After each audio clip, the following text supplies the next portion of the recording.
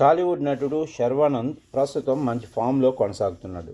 సంక్రాంతి సందర్భంగా వచ్చిన నారీ నారీ నడుమ మురారి విజయంతో జోష్లో ఉన్న ఆయన ఇప్పుడు తన కొత్త చిత్రం బైకర్తో ప్రేక్షకుల ముందుకు రానున్నారు. తాజాగా హైదరాబాద్లో జరిగిన ఈ సినిమా ట్రైలర్ లాంచ్ వేడుకలో పలు ఆసక్తికర విషయాలు వెల్లడించారు శర్వానంద్. యువి క్రియేషన్స్ నిర్మాణంలో వంశీకృష్ణారెడ్డి, ప్రమోద్ ఉప్పలపాటి నిర్మిస్తున్న ఈ చిత్రానికి అభిలాష్ రెడ్డి దర్శకత్వం వహిస్తున్నారు. మాళవిక నాయర్ హీరోయిన్గా నటిస్తుండగా సీనియర్ నటుడు డాక్టర్ రాజశేఖర్ కీలక పాత్రలో కనిపించనున్నారు.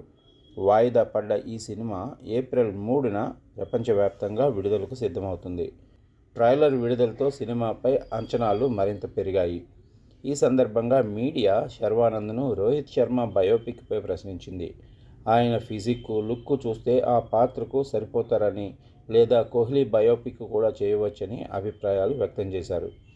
దీనిపై స్పందించిన శర్వానంద్, బయోపిక్ గురించి ప్రస్తుతం నాకు సమాచారం లేదు.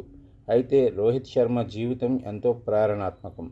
ఆ అవకాశం వస్తే తప్పకుండా చేస్తాను అని చెప్పారు. అదే సమయంలో పక్కనే ఉన్న రాజశేఖర్ సరదాగా స్పందిస్తూ, శర్వానంద్ రోహిత్ అయితే నేను ధోని అవుతాను అని వ్యాఖ్యానించడంతో అక్కడ నవ్వులు పూశాయి.